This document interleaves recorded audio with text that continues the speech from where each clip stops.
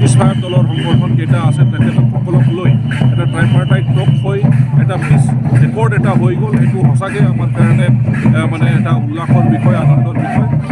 মই অনুভৱ কৰোঁ যে বাজেট ছেশ্যন যিহেতু অহা নাই, যিহেতু এটা ইয়াৰ এণ্ডিং আহি আছে মাৰ্চ, সেই তাৰ আগেই গোটেইখিনি যিটো মানে পিছ ৰেকৰ্ডৰ দফাখিনি ৰূপায়িত কৰিবলৈ বা দফাখিনি ইমপ্লিমেণ্ট কৰিবলৈ যিখিনি পদক্ষেপ গ্ৰহণ কৰিব লাগে বা যিখিনি ফাণ্ড ধৰিব লাগে, নিশ্চিত ৰূপে এইবাৰ সেইখিনি ফাণ্ড ধাৰ্য কৰা হ'ব আৰু যিমান তাতে দফাসকল আছে এটা এটাকৈ ইমপ্লিমেণ্ট কৰা আৰম্ভ হৈ যাব। ছাৰ, আদিবাসী অলৰেডি পদক্ষেপ গ্ৰহণ কৰিছে, কৰা নাই বুলি ক'ব নালাগে, কাৰণ আমাৰ আগত RGIৰ পৰা ৰেজিষ্ট্ৰাৰ জেনেৰেল অফ ইণ্ডিয়ালৈকে গৈ সদায় ঘূৰি আহিছিল। কিন্তু এইবাৰ আমি জানো যে এইখন চৰকাৰ অহাৰ পিছত আমাৰ RGI registrar general of India পাৰ কৰি পাৰ্লিয়ামেণ্টলৈকে গুচি গৈছিল। বিল হিচাপত উত্থাপন হোৱাহে বাকী আছে। তো যিয়ে নহওক, এতিয়া এটা ভাল খবৰ যে আমাৰ যিটো আদিবাসী শান্তি চুক্তি হৈ গ'ল, তাতে 1 নম্বৰ দফাতেই ST বা জনজাতিকৰণৰ বিষয়টো লিখা আছে যে এটা টাইম বাউণ্ড মেনাৰত যিটো জনজাতিকৰণ প্ৰচেছ বা প্ৰক্ৰিয়াটো মানে সম্পূৰ্ণ কৰা হ'ব আৰু লগতে যি অধিকাৰ বা প্ৰাপ্য জনজাতিকৰণ যিটো অধিকাৰ আৰু প্ৰাপ্য আমাৰ আদিবাসী জনগোষ্ঠীয়ে লাভ কৰিব পাৰিব, সেইখিনি অলৰেডি চৰকাৰে স্বীকাৰ কৰিছে আৰু সেইকাৰণে আমাৰ আদিবাসী পিছ ৰেকৰ্ডত সেইটো লিখা আছে বা অন্তৰ্ভুক্ত কৰা আছে। এইখন কানু ধ্যান আশ্ৰম প্ৰাংগণত 138তম যিটো কানু শ্বহীদ দিৱস পালন কৰা হৈ আছে।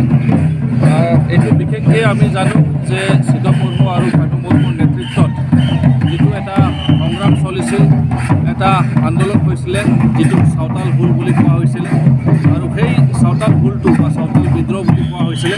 সেই চাওতাল হুলটো বিশেষকৈ যিবিলাক ব্ৰিটিছসকল আছিলে, যিবিলাক জমিনদাৰীসকল আছিলে, যিবিলাক দমনকাৰী আছিলে, যিসকলে আদিবাসীসকলক জনগোষ্ঠীক বিশেষকৈ চাওতাল জনগোষ্ঠীৰ মানুহক নিজৰ ভূমিৰ অধিকাৰৰ পৰা আৰম্ভ কৰি সকলো ধৰণৰ অধিকাৰৰ পৰা বঞ্চিত কৰিব বিচাৰিছিলে, সেইটোৰ এগেইনষ্টে, সেইটোৰ বিৰুদ্ধে এটা মানে আৱাজ আছিলে আৰু এটা সংগ্ৰাম আছিলে।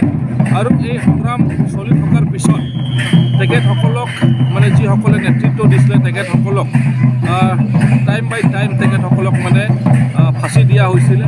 আৰু সেই তেখেতসকলৰ স্মৰণ কৰি আৰু লগতে তেখেতসকলৰ লগত যিমান কেইজন তাতে শ্বহীদ হৈছিলে, তাৰ পিছতো যিমান আদিবাসী জনগোষ্ঠীৰ কাৰণে যিমান মানুহ শ্বহীদ হৈছিলে, সকলোক সাঙুৰি এইখন প্ৰগ্ৰামটো প্ৰত্যেক বছৰে ইয়াত পালন কৰা হয় আৰু উদযাপন কৰা হয়। আৰু এই প্ৰগ্ৰামৰ জৰিয়তে আমাৰ বিভিন্ন ৰাইজে ইয়াত জমা হয় বা গোট খায়। জমা হোৱাৰ পিছত তেখেতসকলক সেইখিনি কথা যে কি ধৰণে আমাৰ যিবিলাক বীৰ পুৰুষ আছিলে বা বীৰসকল আছিলে, তেখেতসকলে এই জনগোষ্ঠীটোৰ কাৰণে কি ধৰণৰ তেখেতসকলে নেতৃত্ব দিছিলে আৰু কিহৰ কাৰণে নেতৃত্ব দিছিলে আৰু তাৰ ৰিজাল্ট আমি কি পাইছোঁ এতিয়া, সেইবিলাক কথা আলোচনা কৰা হয়। আৰু এই আলোচনাৰ মাধ্যমে তেখেতসকলক এটা উৎসাহ বা প্ৰেৰণা এটা জগোৱা হয় যে এতিয়াও যদি তেনেকুৱা ধৰণৰ কোনোবা দায়িত্ব বা অধিকাৰৰ পৰা আমি যদি বঞ্চিত হৈ আছোঁ, তেতিয়াহ'লে আমি আগবাঢ়ি যাব লাগিব। আমি সেইকাৰণে আমি দাবী কৰিব লাগিব, সেইটো কাৰণে আমি মানে চৰকাৰৰ পৰা যিটো আমাৰ ৰাইট বা এণ্টাইটেলমেণ্ট সেইটো আমি পোৱাৰ কাৰণে আমি আগবাঢ়ি যাব লাগিব। তো যিয়েই নহওক, এইখিনিয়ে মেইন উদ্দেশ্য বা লক্ষ্য এই প্ৰগ্ৰামখিনি প্ৰত্যেক বছৰ ইয়াত ৰখা হয়। কিন্তু আমি চাইছোঁ এতিয়া যে লাহে লাহেকৈ যি চৰকাৰ এতিয়া আহিছে, কেন্দ্ৰীয় চৰকাৰ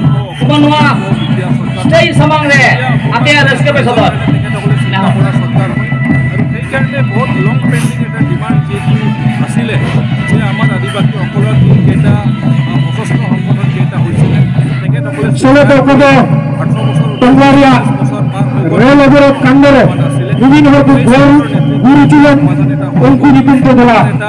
দ্বিপাক্ষিক এটা বৈঠক হৈ বা এটা